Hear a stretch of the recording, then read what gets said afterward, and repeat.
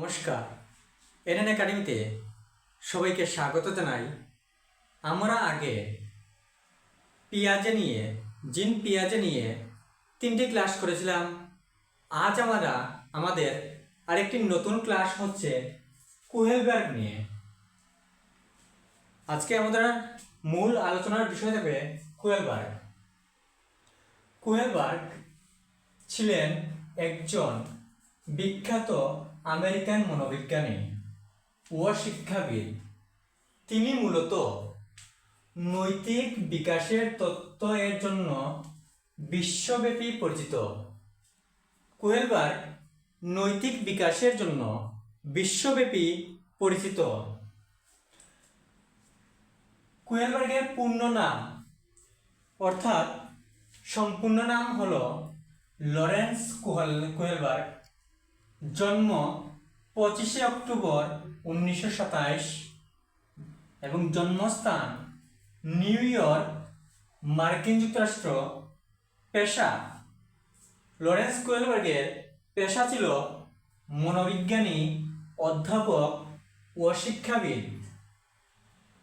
প্রধান তত্ত্ব হল নৈতিক বিকাশের তত্ত্ব এবং মৃত্যু হয় 19শে জানুয়ারি 1987 সালে।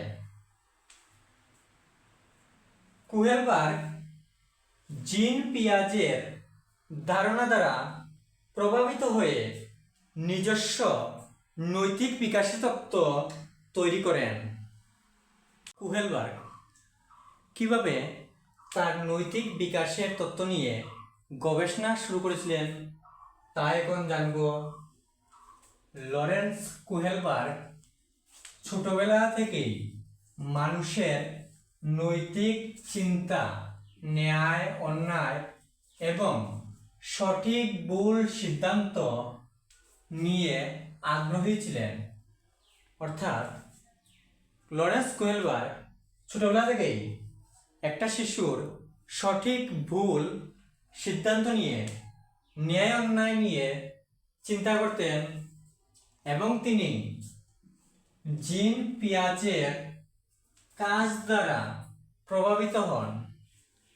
তিনি জিন পিয়াজের কাজ দ্বারা প্রভাবিত হয়ে তিনি নিজে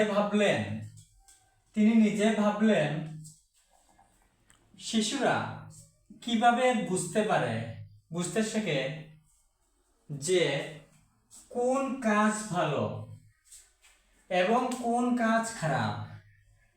তিনি মনে মনে ভাবেন যে একটা শিশু কিভাবে বুঝতে পারে যে কোন কাজটি ভালো এবং কোন কাজটি খারাপ। এই প্রশ্নের উত্তর খুঁজতে গিয়ে তিনি বুঝতে পারেন যে মানুষের নৈতিক চিন্তা ধাপে ধাপে বিকাশ লাভ করে। এরপর তিনি বিখ্যাত নৈতিক বিকাশের তত্ত্ব প্রদান করেন। এখন আমরা লরেন্স কুহেলবার্গের নৈতিক বিকাশের পর্যায়গুলি নিয়ে জানব, অর্থাৎ স্টেজেস অফ মোরাল ডেভেলপমেন্ট। নৈতিক বিকাশের 3টি পর্যায়ে বিভক্ত। প্রথম পর্যায়টি হল প্রাক প্রথাগত পর্যায় বা প্রি কনভেনশনাল স্টেজ। দ্বিতীয় পর্যায়টি হল প্রথাগত পর্যায় বা কনভেনশনাল স্টেজ এবং তৃতীয় পর্যায়টি হল উত্তর প্রথাগত পর্যায় বা পোস্ট কনভেনশনাল স্টেজ। আমাদের আজকের প্রধান আলোচ্য বিষয় হবে প্রাক প্রথাগত পর্যায়। প্রাক প্রথাগত পর্যায় বা প্রি কনভেনশনাল স্টেজ। প্রাক প্রথাগত পর্যায়ে শিশুর নৈতিক আচরণ প্রধানত নিজের স্বার্থ, পুরস্কার ও শাস্তি দ্বারা নিয়ন্ত্রিত হয়। অর্থাৎ এই সময়ে, অর্থাৎ প্রাক প্রথাগত স্তরে একটি শিশুর তার নৈতিক আচরণ প্রধানত নিজের স্বার্থ, পুরস্কার এবং শাস্তি দ্বারা নিয়ন্ত্রিত হয়। অর্থাৎ শিশু নিজের লাভ ক্ষতি থেকে ভালো মন্দ বিচার করে। একটি শিশু তার নিজের লাভ কোনটি করলে তার লাভ হবে, কোনটি করলে তার ক্ষতি হবে, তা নিয়ে সে ভালো মন্দ বিচার করে। আমি কি লাভ পাবো, আমি কি শাস্তি পাবো, ইত্যাদি। এই পর্যায়ে শিশুর নৈতিক বিকাশ এখনো জ্ঞানমূলক বিকাশের উপর পুরোপুরি নির্ভরশীল নয়। অর্থাৎ শিশু সবসময় গভীরভাবে যুক্তি দিয়ে নৈতিক সিদ্ধান্ত নিতে পারে না। অর্থাৎ এই সময়ে শিশুর মধ্যে নিজের বোধ কম থাকায় সে পুরোপুরিভাবে জ্ঞানমূলক বিকাশের উপর নির্ভরশীল নয়। অর্থাৎ সে নিজে থেকে নৈতিক সিদ্ধান্ত নিতে পারে না। প্রি কনভেনশনাল স্টেজের মধ্যে আবারও দুটি পর্যায় বা স্তর আছে। প্রি কনভেনশনাল অর্থাৎ এই স্তরেরও আবার দুটি পর্যায় আছে। প্রথম স্তরটি হলো শাস্তি ও বাধ্যতা। এখানে শিশু শাস্তি এড়ানোর জন্য অন্যের কথা মানে এবং নিয়ম মেনে চলে। অর্থাৎ সে কিছু ভুল করবে, ভুল করলে তার শাস্তি পাবে, সেই ভয়ে সে অন্যের কথা মেনে চলবে এবং শিশু ভাবে ভুল করলে শাস্তি পাবো, তাই সে ভুল করবে না।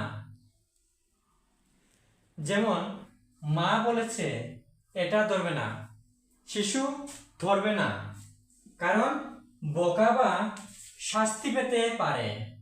দ্বিতীয় স্তর হলো ইচ্ছে মতো আচরণ বা ব্যক্তিগত স্বার্থ। এখানে শিশু নিজের স্বার্থ বা লাভ মেনে চলে। এই স্তরে শিশু তার নিজের স্বার্থ বা লাভ মেনে চলাফেরা করবে, কারণ সে তার নিজের লাভ যদি না হয় সে কোনো কাজ করবে না।